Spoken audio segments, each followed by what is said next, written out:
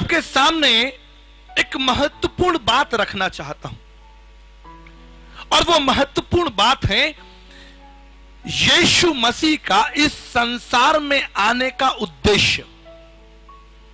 कारण यीशु मसीह संसार में क्यों आया, उसके जीवन का लक्ष्य क्या था, उसके जीवन का उद्देश्य क्या था, क्या उसके जीवन में जो जो घटनाएं घटी हैं वो अचानक थी या परमेश्वर की एक सुनियोजित योजना थी। क्या यीशु मसीह जो क्रूस पर चढ़ाया गया वो उन अधर्मियों के हाथों मारा गया, क्या ये एक दुर्घटना थी? क्या ये सब कुछ अचानक था, या इसके विपरीत ये परमेश्वर की एक सुंदर महान योजना है जिसे मनुष्य समझ नहीं पा रहा? परंतु बाइबल कहती है जितनों ने उसको समझा उसने परमेश्वर की संतान होने का अधिकार पाया। यीशु संसार में क्यों आया? मेरे साथ अगर आप मनन करना चाहें, लूका की इंजील उसका 15 अध्याय, जिसमें प्रभु यीशु मसीह के संसार में आने का उद्देश्य प्रकट होता है, और उस घटना को आप मेरे साथ मनन कीजिए। लिखा है, सब चुंगी लेने वाले और पापी उसके पास आया करते थे ताकि उसकी सुने, पर फरीसी और शास्त्री कुड़कुड़ाकर कहने लगे, यह तो पापियों से मिलता है और उनके साथ खाता भी है। यीशु ने कहा कि मैं धर्मियों के लिए नहीं लेकिन पापियों के लिए संसार में आया हूं। अब इस घटना का अनुभव देखिए। ना केवल यीशु ने कहा कि मैं संसार में पापियों के लिए आया हूं, लेकिन दूसरे लोग, दूसरे धर्मशास्त्री, दूसरे फरीसी और ज्ञानी भी इस बात को स्वीकार कर रहे हैं कि यीशु मसीह करता क्या है। यीशु ने कहा कि मैं धर्मियों के लिए नहीं लेकिन पापियों के लिए आया हूं। ये यीशु ने कहा, that is my purpose, that is my call, that is my intention. लेकिन क्या यीशु ऐसा कर रहा है? अगर नहीं कर रहा तो फरीसियों शास्त्रियों को इस पर विचार करने की आवश्यकता नहीं है। लेकिन लूका की इंजील उसका 15 अध्याय बताता है कि फरीसी और शास्त्री, पंडित और ज्ञानी लोग इस बात को यीशु के लिए कह रहे हैं। यीशु नहीं कह रहा है, दूसरे लोग कह रहे हैं कि ये करता क्या है, यीशु करता क्या है। यीशु पापियों से मिलता है, पापियों के साथ खाना खाता है, पापियों के साथ बैठता है। यीशु ने खुद कहा कि मैं पापियों के लिए आया हूं, धर्मियों के लिए नहीं। अब दूसरे लोग भी इसी बात को कह रहे हैं कि यीशु मसीह पापियों के साथ बैठता है। देखिए ये कोरिलेशन। एक व्यक्ति अगर सत्य है, किसी विषय के लिए वो बोल रहा है, सत्य है, तो कैसे पता चलेगा वो सत्य है? एक व्यक्ति सच्चा है, कैसे पता चलेगा? 3 चीजें हैं। पहली चीज है कि वो व्यक्ति सोचता क्या है, दूसरी चीज है वो व्यक्ति बोलता क्या है, और तीसरी चीज है वो करता क्या है। जो सोचता है, बोलता है और करता है, अगर इन तीनों में समानता है तो वो व्यक्ति सच्चा है। पर वो सोचता कुछ और है, बोलता कुछ और है और करता कुछ और है, तो वो झूठा है। सोचना, बोलना और करना, अगर ये तीनों ही विद्या अलाइनमेंट में है, ये तीनों ही परिपक्व हैं, तब समझ लीजिए ये व्यक्ति सत्य है। अब यीशु ने सोचा कि मैं पापियों के लिए जाता हूं, और वैसा ही उसने बोला कि मैं पापियों के लिए आया हूं, और वो पापियों के साथ है, बाइबल प्रमाण देती है।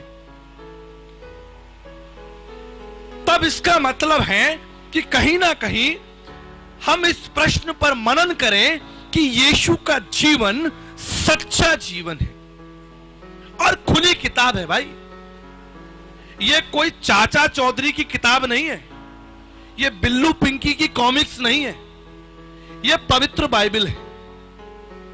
इसमें मनगढ़ंत बातें नहीं लिखी हैं। इसमें जिस व्यक्ति का जिक्र किया जा रहा है, जिस व्यक्ति के बारे में बात की जा रही है, जिसमें इसका संदर्भ है, वो कोई चाचा चौधरी नहीं है। He is the center figure of the history। वो इतिहास का राजा है। He is the king of history। हम देखते हैं इतिहास के पन्नों में, आप में से बहुत सारे लोगों ने इतिहास पढ़ा होगा।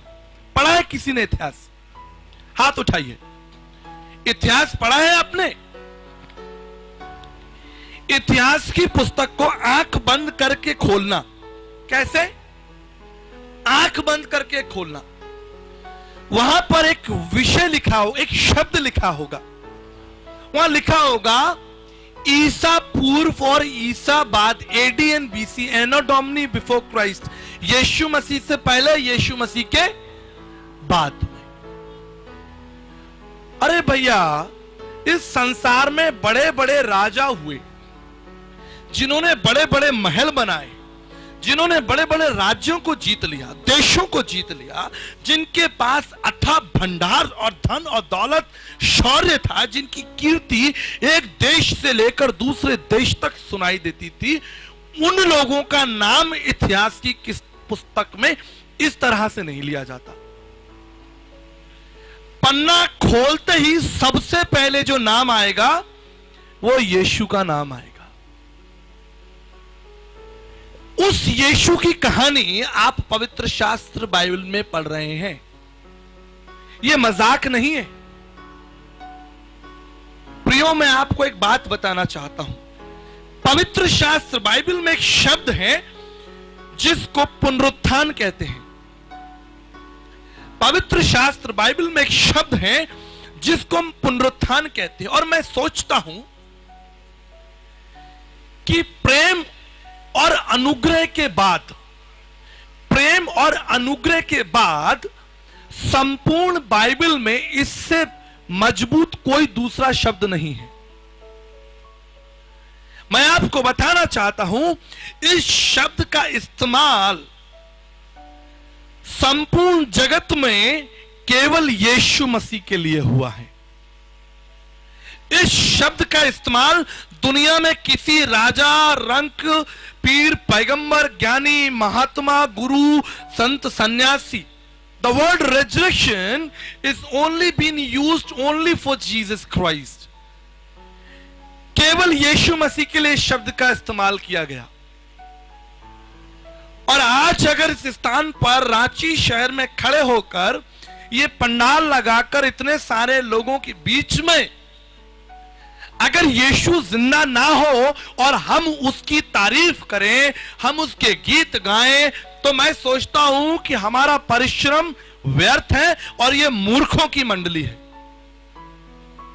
अगर यीशु जीवित नहीं है तो इससे बड़ी मूर्खता संसार में हो नहीं सकती कि टेंट लगाया जाए, लाइट माइक लगाया जाए और हजारों लोगों को निमंत्रण दिया जाए कि आकर प्रार्थना, वचन और संगति में हिस्सा लीजिए। अगर यीशु जिंदा नहीं है, और अगर यीशु जिंदा है और सब मरे हुए हैं, तो फिर दूसरों की संगति का क्या फायदा? क्योंकि दर्शन शास्त्र बताता है एकम ब्रह्म द्वितीय नास्ति, एकम सत्य द्वितीय नास्ति। सत्य एक है, परमेश्वर एक है, परमेश्वर का विकल्प नहीं है। इस संसार में बहुत सारे विकल्प हैं।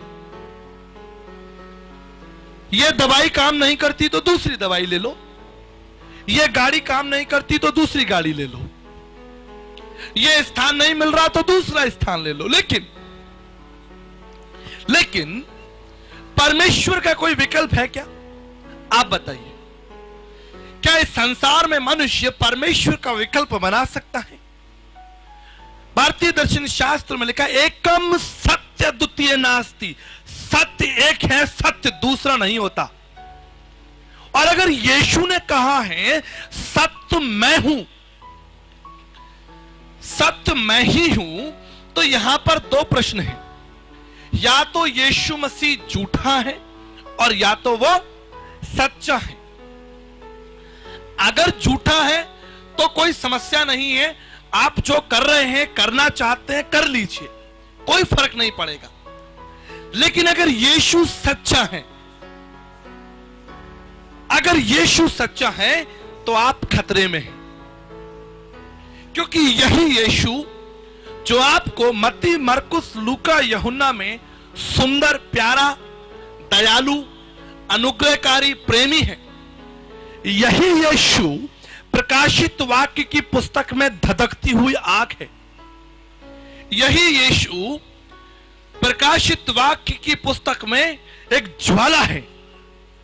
और वचन में लिखा है, कोई भी झूठ का चाहने वाला और झूठ का गढ़ने वाला परमेश्वर के राज्य में प्रवेश नहीं कर सकता। अगर यीशु सत्य है तो इस संसार को एक बहुत बड़ा खतरा मिलने वाला है।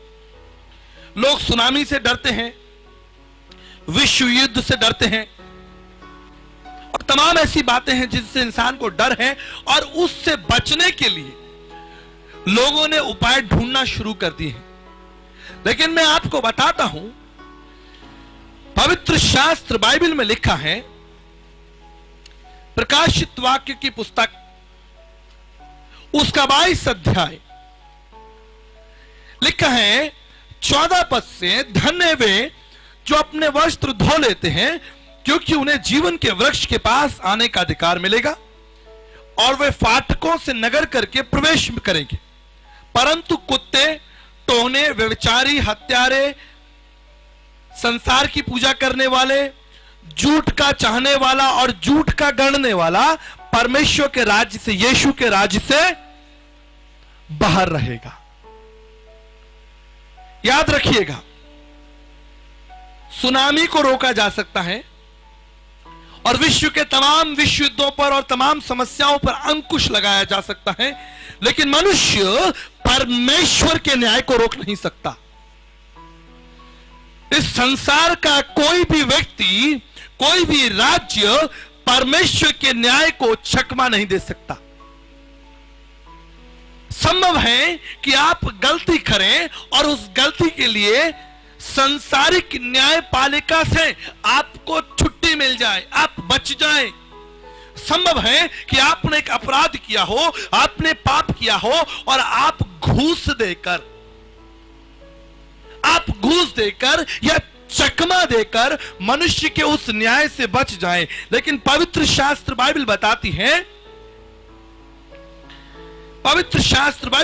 है कि कोई भी व्यक्ति जो झूठ का चाहने वाला है या झूठ का गढ़ने वाला है, वो परमेश्वर के राज्य में प्रवेश नहीं कर सकता। तब इसका उपाय क्या है?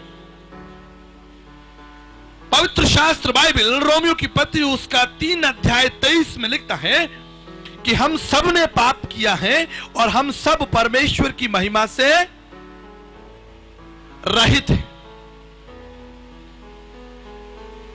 हम चाहे अलग अलग भाषा, जाति, कुल, प्रांत, क्षेत्र, अलग अलग दृष्टिकोण के मनुष्य हो सकता है हमारी जाति, हमारा धर्म, हमारी सोच, हमारे विचार अलग अलग हो, हमारे देश अलग अलग हो, हमारे राज्य अलग अलग हो, लेकिन एक बात है जो हम सब में समान है, वो है पापी स्वभाव। इससे कोई फर्क नहीं पड़ता कि आप रांची शहर में रहते हैं और मैं जयपुर शहर में रहता हूं, आप झारखंड में रहते हैं या आप बिहार में रहते हैं या बंगाल में रहते हैं या आप राजस्थान या उत्तर प्रदेश के हैं, एक चीज हम सब में समान है, वो है पापी स्वभाव। और वचन में लिखा है, रोमियो उसका 3 अध्याय 23 पद में लिखा है, हम सब ने पाप किया और हम सब परमेश्वर की महिमा से रहित हैं। आज इस संसार में मनुष्य बहुत सारे उपाय ढूंढता है। बीमारी है, उपाय आ गई। यात्राएं करनी है, तमाम तरह के साधन वाहन आ गए, अलग अलग प्रकार के भोजन आ गए, लेकिन इस पाप के भयंकर चक्र को तोड़ने का उपाय क्या है? भारतीय दर्शन शास्त्र में एक सुंदर प्रार्थना है को ऋग्वेद का 3रा मंडल उसका 62 श्लोक और यजुर्वेद 36:3 में मिलेगा। यह लिखा है, ओम भूर्भुवस्सुवः तत्सवितुर्वरेण्यं भर्गो देवस्य धीमहि धियो यो न प्रचोदयात्। ऋग्वेद उसका 3रा मंडल 62 श्लोक यजुर्वेद 36:3। ओम भूर्भुवस्सुवः तत्सवितुर्वरेण्यं भर्गो देवस्य धीमहि धियो यो न प्रचोदयात्। बड़ी सुंदर प्रार्थना है, संस्कृत में पढ़ी जाती है तो समझ में नहीं आती। मानो खोजा जब रथ पर बैठकर जा रहा था, बाइबल बताती है प्रेरितों के काम में, खोजा यरूशलेम में मंदिर में आराधना करने को आया और परमेश्वर के आत्मा ने फिलिप्पुस से कहा कि तू रथ पर चढ़ जा और ये जो व्यक्ति जा रहा है इसकी सहायता कर। वचन में लिखा है, फिलिप्पुस खोजे के रथ पर चढ़ जाता है और पूछता है, क्या जो तू पढ़ रहा है उसे समझता है? खोजा ईमानदार था, ही वॉज फेथफुल मैन, विश्वास योग्य था, उसने झूठ नहीं कहा। शायद हम होते तो कहते हाँ हाँ मैं सब समझ रहा हूं, सब आता है भैया, बोलो क्या नहीं आता, मुझे सब आता है, मैं सबसे ज्यादा पढ़ा लिखा तो मैं ही हूं। हम होते तो शायद ऐसा कहते, लेकिन वो फेथफुल था, ईमानदार था। उसने कहा भैया पढ़ तो रहा हूं लेकिन समझ नहीं आ रहा है, ये लिखा क्या है। वो आइज़ाया चैप्टर 53 पढ़ रहा था, वो भेड़ के समान काटा जाएगा, उसका वध होगा, लहू बहेगा इत्यादि भविष्यवाणी थी। वो पूछता है कि ये किसके विषय में लिखी है? ये भविष्यवक्ता अपने विषय में कह रहा है या ये किसी और के विषय में कह रहा है? बड़ा ईमानदार था, दिन रात पढ़ रहे हैं, सुबह से शाम पढ़ रहे हैं, दीवार पर भी लिखा है, मंदिर पर भी लिखा है, घर में भी पोस्टर लगा हुआ है, पढ़ते जा रहे हैं, पूरा जीवन बीत गया पढ़ते पढ़ते, याद हो गया पढ़ते पढ़ते, लेकिन इसका मतलब क्या है? कोई समझाएगा? मैं आपके लिए प्रयास करता हूं, कोशिश करता हूं। हे प्रभु, आप हमारे जीवन के दाता हैं, आप हमारे दुख और दर्द का निवारण करने वाले हैं। ध्यान से सुनिए, हे प्रभु आप हमारे जीवन के दाता हैं, आप हमारे दुख और दर्द का निवारण करने वाले हैं, आप हमें सुख और शांति प्रदान करने वाले हैं। हे संसार के विधाता, हमें शक्ति दो कि हम आपकी उज्जवल शक्ति प्राप्त कर सकें। हमें शक्ति दो कि हम आपकी उज्जवल शक्ति को प्राप्त कर सकें। कृपया हमारी बुद्धि को सही रास्ता दिखाएं। दियो योना प्रचोदयात्, हमारी बुद्धि को सही रास्ता दिखाएं। In English I read for you, O God you are the giver of life, remover of pain and sorrow, the bestower of happiness, O the creator of universe, may we receive your supreme sin destroyer of light. पापों को क्षमा करने वाली ज्योति, ऐसी ज्योति नहीं भैया ये आपने हेलोजन लगा रखा है, घर में आपने जो CFL लगा रखा है, ऐसी ज्योति जो हमें हमारे पापों से निकाल दे, अंधकार से निकाल दे। ऋग्वेद 3:62, यजुर्वेद 36:3, ओम भूर्भुवस्सुवः तत्सवितुर्वरेण्यं भर्गो देवस्य धीमहि धियो यो न प्रचोदयात्। अब आप एक बात बताइए, ये बड़ी सुंदर प्रार्थना है कि प्रभु आप हमारे लिए सहायता करने वाले हैं, सुख देने वाले हैं, हम आपका धन्यवाद करते, लेकिन हम पाप में हैं, हमारी सहायता करो। बाइबल कहती है, प्रभु का वचन कहता है कि परमेश्वर हमारी प्रार्थनाओं की ओर कान लगाने वाला परमेश्वर है। हालेलुया। पवित्र शास्त्र बाइबल यूहन्ना 3:16 में लिखा है कि परमेश्वर ने जगत से, कहां से भैया? कहां पे? जगत को, इज़राइल को नहीं, मिस्र को नहीं, पाकिस्तान, अमेरिका, फ्रांस नहीं, भारत नहीं, लेकिन संपूर्ण जगत को परमेश्वर ने प्रेम किया। हालेलुया। संपूर्ण जगत को। और उसने अपना पुत्र, यानी पुत्र का मतलब यह नहीं कि आसमान में परमेश्वर की पत्नी बैठी और फिर उनके पुत्र वो नीचे भेज दिया। पुत्र का मतलब है अधिकार, सामर्थ, ग्लोरी। पुत्रम पित्राण, पुत्र ही पिता है, वो अधिकार। पुत्र का मतलब बायोलॉजिकल नहीं है, क्योंकि पुत्र शब्द सुनते ही हमें लगता भैया ये हमारा पुत्र। It has a spiritual meaning, क्योंकि भारतीय दर्शन शास्त्र मांत्रिक उपनिषद में लिखा है स ब्रह्मचारी वस्त्रशा, परमेश्वर सिद्ध ब्रह्मचारी अलौकिक सन्यासी है। परमेश्वर शादी नहीं करता, परमेश्वर बच्चे पैदा नहीं करता। यह स्वभाव और प्रकृति परमेश्वर ने मनुष्यों को दी है।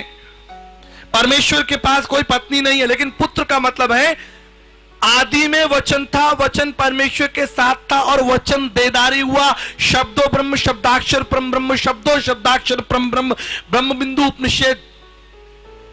आरंभ में वचन था, वचन ही परमेश्वर था, और यह वचन अज्ञात वचन सामर्थ देहधारी हुआ, उसको पुत्र कहा गया, अधिकार कहा गया, सामर्थ कहा गया, प्रतिरूप कहा गया।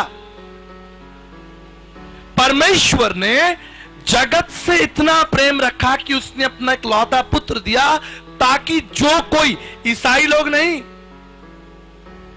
आपके लूथरन चर्च के लोग नहीं, सीएनआई मेथोडिस्ट के लोग नहीं, जो कोई उस पर विश्वास रखेगा वो अनंत जीवन पाएगा। हालेलुया। आप कह रहे हैं कि साहब वो अमेरिका का है, अमेरिका ने यीशु मसीह की ठेकेदारी की है। परमेश्वर ने जगत से ऐसा प्रेम किया कि उसने अपना इकलौता पुत्र, यानी आसमान और जमीन को बनाने वाला परमेश्वर, स्वर्ग को बनाने वाला परमेश्वर पृथ्वी पर रहा। हम प्रत्येक रात को चांद देखते हैं, देखो अभी भी निकला हुआ है। संसार का पहला व्यक्ति नील आर्मस्ट्रॉन्ग जो चांद पर गया, जब चांद की यात्रा वगैरह करके वापस लौटे तो बड़ी प्रेस कॉन्फ्रेंस बुलाई गई कि भैया कैसा लगा आपको चांद पर, आपने क्या खाया क्या पिया, चले आप घूमे वहां पर, कैसा लग रहा था आपको। नील आर्मस्ट्रॉन्ग ने कहा मनुष्य का चांद पर पहुंचना कोई बड़ी बात नहीं। डू यू थिंक कि मनुष्य अगर चांद पर पहुंच गया तो बड़ी बात है, इट्स ए बिग डील। लेकिन बड़ी बात यह है कि उस चांद को बनाने वाला परमेश्वर मनुष्य बनकर पृथ्वी पर रहा। हालेलुया। चांद को बनाने वाला परमेश्वर पृथ्वी पर मनुष्यों के बीच मनुष्य बनकर रहा। Let's talk about him. आइए हम उसके विषय में बात करते हैं। यीशु साधारण नहीं है। प्रिय दर्शकों, हम अपना सत्संग समाप्त नहीं करना चाहते आपको बिना यह अवसर दिए कि यीशु मसीह को अपने जीवन और अपने परिवार का उद्धारकर्ता प्रभु ग्रहण करें। मेरे साथ इस छोटी सी प्रार्थना को दोहराएं। प्रभु यीशु, मैं आपके महान प्रेम और बलिदान के लिए आपका धन्यवाद करता हूं। अपनी प्रतिज्ञा के अनुसार मेरे जीवन में आए, मेरी सहायता करें और मुझे अपने पुत्र और पुत्री होने का अधिकार दें। इस प्रार्थना को यीशु मसीह के नाम से मांगता हूं, आमीन। प्रिय दर्शकों, हम धन्यवाद देना चाहते हैं जब इस समय यीशु सत्संग कार्यक्रम को आप टीवी पर देख रहे हैं। CNI English congregation trust Mumbai से यह कार्यक्रम आप तक पहुंचने में हमारी सहायता की गई है। हम इस चर्च को, कलीसिया को, आदरणीय रेवरेंड कीथ पास्कन को, ब्रदर जॉर्ज जॉन को यीशु मसीह के नाम से ब्लेस करते हैं। साथ ही पूरी कलीसिया को ब्लेस करते हैं। इस कलीसिया के एक सदस्य को ब्लेस करते हैं जिनकी अगुवाई में परमेश्वर के भले काम हमेशा होते रहें। हम प्रार्थना करते हैं अपने देश के लिए। एक और जहां हम उन्नति कर रहे हैं, हम उत्थान देख रहे हैं, सुंदर परिवर्तन देख रहे हैं, लेकिन दूसरी ओर हम निराशा, दुख और पीड़ाएं भी देख रहे हैं। एक और हमारा देश शराब में डूबा जा रहा है। निराश, बेरोजगारी, भूखमरी, गरीबी और दुख दर्द बढ़ते चले जा रहे हैं। लेकिन ये हमारी प्रार्थना, हमारा विश्वास है कि अगर हम परमेश्वर से मांगे, उसका वचन कहता है तो मांगो तुम्हें दिया जाएगा। हम अपने देश के लिए आशीषें मांगते हैं, भलाइयाँ मांगते हैं, और तमाम उन लोगों के लिए जिन्होंने अपने जीवन का उद्देश्य खो दिया है, जो लोग बुरी बातों में फंस चुके हैं, दुष्टता में फंस चुके हैं, उनके लिए हम प्रार्थना करते हैं। आइए हम मिलकर इस बोझ को प्रभु के चरणों में रखें। महान पिता परमेश्वर, मैं आपका धन्यवाद करता हूँ CNI इंग्लिश कांग्रीगेशन ट्रस्ट के लिए पिता, आदरणीय रेवरेंड कीथ पास्किन के लिए, ब्रदर जॉर्ज जॉन के लिए पिता। इनकी अगुवाई में ये चर्च उन्नति करे, आप में बढ़े पिता, और आपके भले कामों को हमेशा करते रहें। चर्च के एक एक कलीसिया के एक एक सदस्य के साथ हो, उनके परिवारों के साथ हो, जवान बच्चों के साथ हो प्रभु जी, और इस कलीसिया पर हमेशा आपका अनुग्रह बना रहे। पास्टर कीथ पास्किन को आपके चरणों में लेकर आते हैं। हम प्रार्थना करते हैं पिता परमेश्वर, हमारे देश पर आपका अनुग्रह होता रहे। तमाम लोग जो बेरोजगार हैं, निराश हैं, दुखी हैं, बीमार हैं, कमजोर हैं पिता, वो सब कोई आपके निकट लिए जाएं पिता परमेश्वर, और आपका अनुग्रह उनके लिए काफ़ी है, हमारी प्रार्थना है। आप हमारे देश को छुएं, ब्लेस करें, हील करें पिता, इस बुराई से, इस अंधकार से निकाल कर आप प्रभु जी हमारे देश को सच्चाई और प्रेम में बढ़ाए पिता परमेश्वर। हमारी सहायता करें, हमारी अगुवाई करें पिता, हमारे देश पर आपकी आशीष और अनुग्रह हो। इस प्रार्थना को यीशु मसीह के नाम से मांगते हैं, आमीन।